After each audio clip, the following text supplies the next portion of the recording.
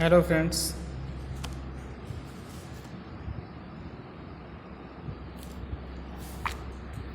हिंदी द्वितीय भाषा कक्षा 10।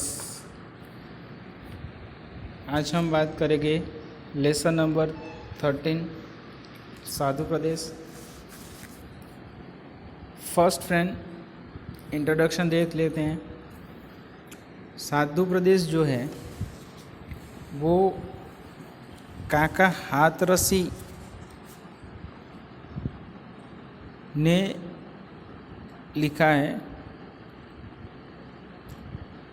साधु प्रदेश एक हास्य व्यंग हमें यहाँ पर देखने को मिलता है। कविता का प्रकार आपसे पूछा जाए तो एक हास्य व्यंग काव्य है।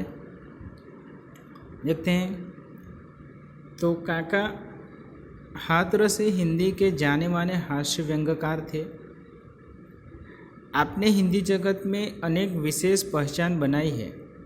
मूल नाम प्रभुलाल गर्ग था, पर हादसर के एक नाट्य मंच के दौरान आपने काका की भूमिका निभाई थी। तब से आपने स्वयं अपना तखल्लुस काका हाथरसी रख लिया। हिंदी के हास्य कवियों के मंच देने का श्रेय आपको जाता है। जहाँ कभी भी हास्य कवि सम्मेलन आयोजित होते वहाँ काका की अनिवार्यता अनुपस्थिति होती थी। हिंदी की सुविख्यात पत्र पत्रिकाएँ यथा धर्मयुग, साप्ताहिक हिंदुस्तान, वीणा आदि में आपकी रचनाएं नियमित रूप से प्रकाशित होती रही। कुल मिलाकर आपके 42 संकलन मिलते हैं। व्यंग हास्य के क्षेत्र में आपके सुपुत्र निर्भय हाथरसी का नाम भी प्रसिद्ध है। 1985 में आपको भारत सरकार द्वारा प्रतिष्ठित पद्मश्री से सम्मानित किया गया था। हिंदी अकादमी दिल्ली द्वारा प्रतिवर्ष काका हाथरसी पुरस्कार भी दिया जाता है। प्रस्तुत रचना क्या कहती है हमें? तो प्रस्तुत रचना में ढोंगी धूर्त बाबाओं की लीला का चित्रण किया गया है। साधु प्रदेश शीर्षक से तो लगता है कि साधु अर्थात सज्जन का उपदेश होगा, पर कवि ने व्यंग शैली अपनाकर ऐसे साधु ढोंगी बाबा के प्रति अपना आक्रोश प्रकट किया है। पोढ़ी पढ़ने और माला फेरने से कुछ नहीं होता। एक और हम राम नाम जपते हैं, गोमुखी में हाथ डाल माला में दाने को फेरते हैं, तो दूसरी और मीठी छुरी भी चलाते हैं। ये तथाकथित साधु बाबा ना तो ज़्यादा पढ़े लिखे होते हैं ना ज्ञानी, इसलिए भक्तों द्वारा पूछे गए प्रश्नों का उत्तर देने पड़े, इस हेतु मौनी बाबा स्वांग रचाते बैठते हैं। वे मौन रहकर जीव जगत और माया संबंधी असंगत बातें मन गढ़ंत बातें किए जाते हैं। ओके, सो फ्रेंड्स, कविता लाइन टू लाइन समझने की कोशिश करते हैं। फर्स्ट, आए प्रिय भक्तगण उपदेश कुछ सुन लीजिए, पढ़ चुके हैं बहुत पोथी आज कुछ गुन लीजिए। हाथ में हो गौमुखी माला सदा हिलती रहे, नम्र ऊपर से बने भीतर छुरी चलती रहे। तो यहाँ पर ढोंगी साधु अपने भक्तों को उपदेश देते हुए कहते हैं कि आप लोगों ने यूँ तो बहुत ग्रंथ और अनेक पुस्तकें पढ़ी हैं, आज आप मेरे भी कुछ गुण ले लीजिए। आप अपने हाथ में हमेशा माला लेकर गौमुखी में उसे फिराते रहिए, ताकि लोगों को यह लगे कि आप ईश्वर के नाम का जाप करते हैं। उसके अलावा ऊपर से आप ऐसा दिखावा करते रहिए कि आप बहुत विनम्र हैं, लेकिन अंदर से छल कपट करने से मत चूकिए। सेकंड है कि नगर से बाहर बगीचे में बना ले झोपड़ी, दीप जैसी देह चमके, सीप जैसी खोपड़ी, तर्क करने के लिए आ जाए कोई सामने, खुल ना जाए पोल उस भय से लगे मत कांपने, जीवन का है ब्रह्म क्या। सो फ्रेंड्स, यहाँ पर ये बताना चाहते हैं कि ढोंग करने के लिए ऊपरी दिखावा करना जरूरी है, इसलिए साधु वेश बनाने के लिए कुछ चीज़ों का सहारा लीजिए। उससे आप अपने शहर में दूर किसी बगीचे में एक झोंपड़ी बना दीजिए, उसमें आप रहिए। सच्चा साधु दिखाई देने के लिए मुंडन करना भी जरूरी है, जिससे आपका सिर सीप की तरह चमकता रहे। शरीर का भी कुछ श्रृंगार कर लीजिए ताकि आपका शरीर चमकता हुआ रहे। यदि कोई व्यक्ति आपके पास किसी विषय के बारे में तर्क या प्रश्न करे तो डरे मत, भयभीत ना हो।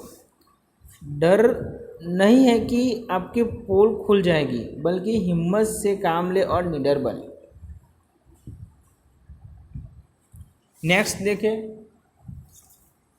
तुम कौन है मैं कौन हूँ स्लेट पर लिख दो महोदय, आजकल मैं मौन हूँ धर्म संकट शीघ्र ही इस युक्ति से कट जाएगी, सामने से तार्किक विद्वान सब हट जाएगी।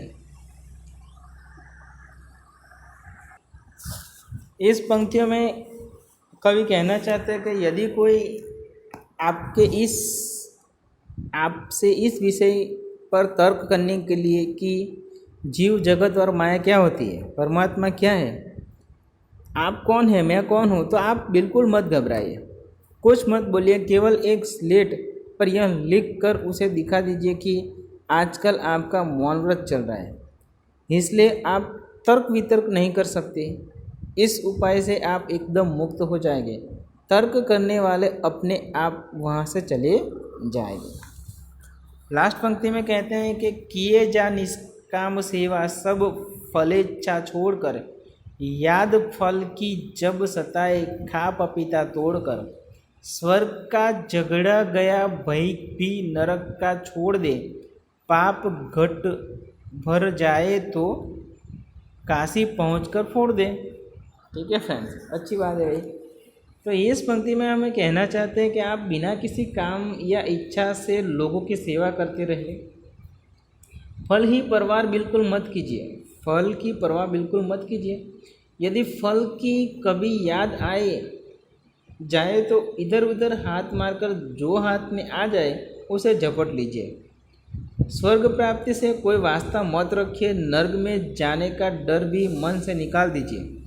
यदि आपके पापों का गड़ा भर जाए यानी पाप ज़्यादा हो जाए तो चिंता मत कीजिए, सीधे पाप मोचनी काशी चले जाए, वहाँ आपके सारे पाप बिना साबुन के चुटकी बजाते धुल जाएंगे। तो फ्रेंड्स, एक कटाक्ष यहाँ पर हाथरसी ने किया है जो इजीली हमें समझ में आता है फ्रेंड्स। ओके, ज़्यादा कुछ एग्जाम्पल या फिर तर्क वितर्क करने में इसमें ज़रूरत मुझे नहीं लगती। ठीक है फ्रेंड्स, ओके। तो सीधे हम चलते हैं अपने व्याकरण और शब्दार्थ मुहावरे कहावत पर। तो शब्दार्थ हमें दिए गए हैं। पोथी यानी पुस्तक, गौमुखी यानी कि ऐसी थैली जिसमें माला रखकर नाम स्मरण किया जाता है। तर्क यानी दलील, पोल यानी रहस्य दोष, धर्म संकट मुश्किली, निष्काम निरपेक्ष बिना किसी काम के निस्वार्थ। तो ये कुछ शब्दार्थ हमें मिल जाते हैं लेसन में। सी फ्रेंड्स, कटाक्ष काव्य व्यंग्यात्मक काव्य है। तो जो शब्द प्रयोग किए जाए हैं यहाँ पर, जो शब्द प्रयोग हम देखते हैं कि काव्य में कुछ ऐसे शब्द अपोजिट वर्ड की तरह एग्जैक्टली वो व्याकरण की दृष्टि से अपोजिट नहीं है, ओके, मगर कुछ शब्द ऐसे हैं जो दूसरे सेंटेंस या शब्द के विरोध में लिखे गए हैं। तो व्यंग किसे कहते हैं ये हमें समझ में होना चाहिए। व्यंग क्या चीज़ है। तो फ्रेंड्स, कई बार हम देखते हैं कि कोई भी बात हमें सीधी ना कहकर उस बात के मर्म को आधार रखते हुए किसी और तरीके से तो वो बात सुनाई जाती है। ओके, जैसे आप बिल्कुल भी पढ़ाई नहीं करते तो पापा या मम्मा आपको आकर बोलेगी बेटा आज तो बहुत अच्छा किया, तूने बहुत पढ़ाई कर ली, तू तो क्या बोलता है, तू तो विद्वान हो गया पढ़ पढ़ कर। ओके, ऐसा बोलता है। हाँ, कई बार ऐसा हम सुनते भी हैं। तो वो जो भाषा का प्रयोग किया जाता है कटाक्ष की भाषा, जिसे हम कहते हैं व्यंग। ओके, हम डायरेक्टली इनडायरेक्टली स्पीच जब इंग्लिश में सीखते हैं, ओके, तो इनडायरेक्टली हम ऐसा बोलते हैं कि सर इनडायरेक्टली मुझे ऐसा बोला है, तो इस डायरेक्ट इनडायरेक्टली जो हम कहते हैं वही हमारा व्यंग और कटाक्ष बन जाता है। ठीक है फ्रेंड। ओके, सो फ्रेंड्स आगे देखते हैं हमारा मुहावरा। पोल खोलना मीन्स रहस्य प्रकट करना, दोष बता देना। कहावत के बारे में देखें तो मुख में राम बगल में छुरी, और तो उसका अर्थ है फ्रेंड्स मुँह में राम बगल में छुरी। कहावत का अर्थ है कथनी और करनी में अंतर होना। कथनी और करनी में अंतर होना तो उसे कहेंगे मुख में राम बगल में छुरी। ठीक है फ्रेंड्स। सो फास्ट हम रिवीजन कर लेते हैं, उसके बाद देखते हैं तो क्या पढ़ा हमने आज। तो हमने आज अभ्यास किया लेसन नंबर 13 साधु प्रदेश का। किसकी रचना है फ्रेंड्स? साधु प्रदेश तो काका हाथरसी की रचना है। अच्छा, काका हाथरसी का मूल नाम क्या था फ्रेंड्स? तो मूल नाम है प्रफुल्ललाल गर्ग। मूल नाम है प्रभुलाल गर्ग। ओके, हाथरसी काव्य का प्रकार जनाए तो कि भाई व्यंग्यात्मक काव्य है, हास्य व्यंग काव्य। ओके, कौन सा? साधु प्रदेश। किसने लिखा? काका हाथरसी। पूरा नाम प्रभुलाल गर्ग। ठीक है, इतने कुछ पंक्चुअल क्वेश्चन आपको याद रखने हैं। अच्छा, तखुल्लस क्या है उनका? तो कि भाई काका। ओके, ठीक है। ओके, उसके अलावा हमने क्या देखा? तो फ्रेंड्स इस पूरी रचना को हमने समझा है। ठीक। ओके, क्या कहना चाहते हैं? तो कि भाई प्रश्नोत्तर रचना में ढोंगी दुर्ग बाबाओं की लीलाओं का चित्र का वर्णन किया गया है। साधु प्रदेश शीर्षक से तो लगता है कि साधु अर्थात सज्जन का उपदेश होगा, पर कवि ने व्यंग शैली को अपनाकर इसी साधु ढोंगी बाबा आदि के प्रति अपना आक्रोश प्रकट किया है। पोथी पढ़ने और माला फेरने से कुछ नहीं होता। एक और हम राम नाम जपते हैं, गौमुखी में हाथ डाल माला में के दाने को फिराते हैं, वो दूसरी ओर मीठी छुरी भी चलाते हैं। ये तथाकथित साधु बाबा ना तो ज़्यादा पढ़े लिखे होते हैं ना ज्ञानी, इसलिए भक्तों द्वारा पूछे गए प्रश्नों का उत्तर देने पड़े इस हेतु मौनी बाबा का स्वांग रचाते हैं, वो अपना मौन व्रत करते हैं। वे मौन रखकर जीव जगत और माया संबंधित असंगत बातों को मन धड़ंग बातें किया करते हैं। ठीक है फ्रेंड्स। ओके, सो फ्रेंड्स इस लेसन के द्वारा हम समझ सकते हैं कि आज हमारे देश में जो धर्म के प्रति लोग अपनी आस्था बनाए रखते हैं, आस्था विश्वास एक अलग बात है, मगर जो वहाँ पर ढोंगी बाबाएँ हैं जो अपने स्वार्थ के खातिर ऐसे लोगों को कुछ मन दड़ंग बातें बनाते हैं, मन दड़ंग किस्से सुनाया करते हैं, मोक्ष की प्राप्त करते हैं, स्वर्ग नर्क की बात करते हैं, धर्म अधर्म की बात करते हैं। ठीक है, और अपना ही निवाला उनसे छीन लेते हैं। ठीक है, अपना निवाला उनसे छीन लेते हैं, उनका निवाला ले लेते हैं और अपने स्वार्थ की बात इन शॉर्ट करते हैं। ऐसे बाबाओं के प्रति काका हाथरसी ने एक हमारा यहाँ पर पोयम दी गई है। ओके फ्रेंड्स, और आज के ज़माने में भी ये व्यंग एकदम सार्थक साबित होता है। क्यों? तो आज धर्म के बारे में देखा जाए तो सभी लोग धर्म के अंदर एक छिलावा की तरह छुपे रहते हैं। ठीक है, धर्म के आगे सब कुछ न्यौछावर करने के लिए तैयार होते हैं। आस्था अलग बात है और अंधविश्वास अलग बात है। उस अंधविश्वास को यहाँ पर काका हाथरसी ने हमारे सामने प्रकट किया है। Okay friends, so I hope कि ये लेसन आपको समझ में आ गया है। फ्रेंड्स, शब्दार्थ की भी हमने चर्चा की, मुहावरा भी देखा और कहावत भी हमने कंप्लीट किया है। Okay friends, so I hope कि ये लेसन आपके समझ में आ गया होगा। फिर मिलेंगे एक नए लेसन के साथ, तब तक मुझे दीजिए रजा। जय हिंद, जय Bharat. Thank you watching for watching.